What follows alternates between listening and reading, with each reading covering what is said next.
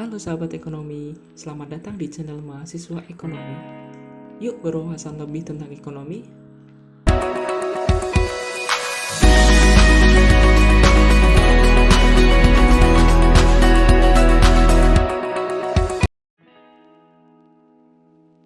Bank Indonesia adalah suatu bank sentral milik Republik Indonesia sesuai dengan yang tertera pada Undang-Undang Dasar 1945 Pasal 23D dan Undang-Undang Nomor 23 Tahun 1999 tentang Bank Indonesia.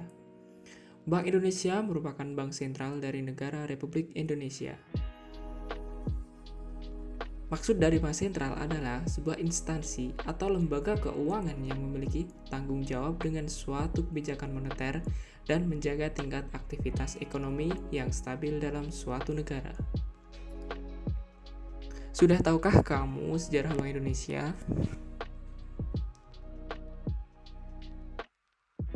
Jauh sebelum kita mengenal Bank Indonesia, terdapat The Japanese Bank atau DJB yang didirikan pada tahun 1828 oleh pemerintah Belanda sebagai bank sirkulasi. Nah, saat Indonesia baru merdeka, tentu Indonesia memerlukan bank sentral yang digunakan untuk melakukan kegiatan moneter. Di masa awal-awal kemerdekaan ini, Bank Sentral Indonesia berada pada Bank Negara Indonesia 46 berdasarkan peraturan pemerintah pengganti Undang-Undang Nomor 2 Tahun 1946. BNI 46 jugalah yang mencetak ORI, Uang Republik Indonesia, sebagai mata uang pertama negara Indonesia.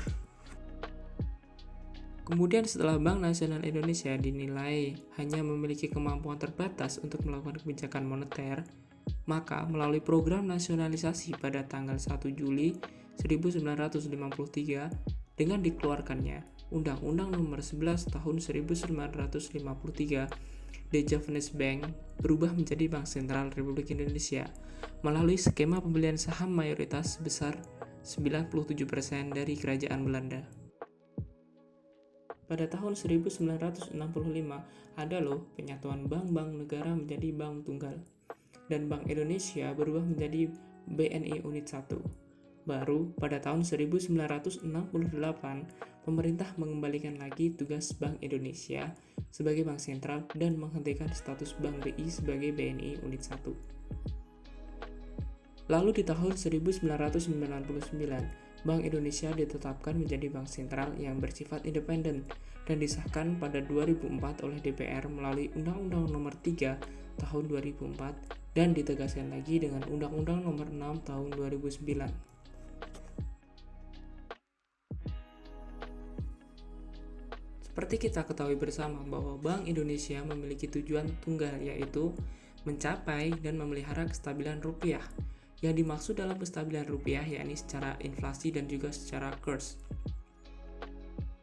Untuk mencapai tujuannya, Bank Indonesia memiliki 3 tugas dan wewenang, atau juga biasa disebut dengan 3 pilar utama Bank Indonesia.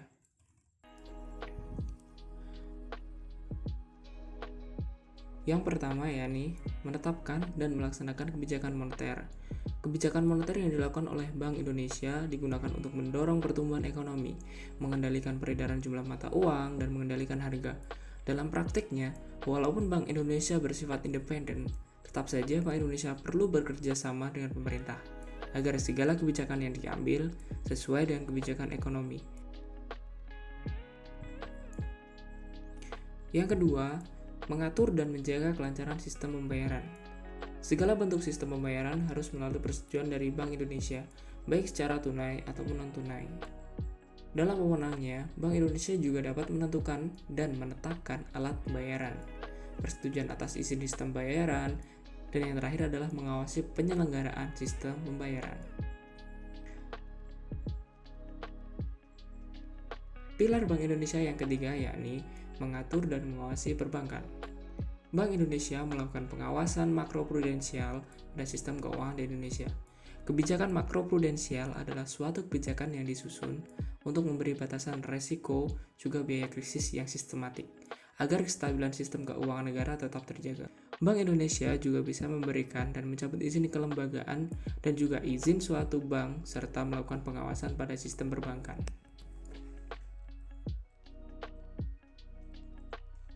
fakta-fakta yang jarang kita ketahui. Yang pertama adalah currency war pada masa awal kemerdekaan. Pada masa setelah Indonesia merdeka pada tahun 1945, Belanda masih mencoba menguasai Indonesia dengan salah satu caranya, yakni melalui NICA atau Netherlands Indies Civil Administration yang mendirikan kembali The Javanese Bank, lalu mencetak dan mengedarkan uang NICA, agar eksistensi ORI atau Uang Republik Indonesia yang dikeluarkan oleh Bank Nasional Indonesia menjadi kacau. Di mana pada masa ini, Indonesia baru gencar-gencarnya mulai menegakkan kedaulatan negara Indonesia. Sehingga pada masa ini terjadi dualisme mata uang. Lalu masyarakat Indonesia memiliki sebutan uang merah untuk uang yang dikeluarkan oleh The Javanese Bank dan juga uang putih yang dikeluarkan oleh Bank Nasional Indonesia. Currency war ini dapat diatasi setelah mulai dari tahun 1950 melalui salah satu kebijakan moneter Indonesia, yakni Gunting Syafruddin. Fakta yang kedua yakni Gunting Syafruddin. Pada tahun 1950, Bank Indonesia masih berada di bawah pemerintahan Indonesia atau belum berstatus independen. Menteri Keuangan saat itu, yakni Syafruddin Prawironegoro, melakukan kebijakan moneter untuk menanggulangi utang dan juga berbagai polemik yang ada pada masa itu, di mana masih terdapat 3 mata uang yang berlaku, yakni uang peninggalan kolonial, uang di Javanese Bank, dan juga uang ori. Yang dilakukan oleh Syafruddin Prawironegoro adalah dengan menggunting uang merah atau sebutan untuk uang dari kolonial dan juga uang dari The Javanese Bank menjadi 2 bagian, di mana bagian kiri masih berlaku setengah dari nilai semula dan sah sebagai alat pembayaran, dan guntingan sebelah kanan hanya bisa digunakan untuk membeli obligasi negara yang bernilai setengah dari nilai semula.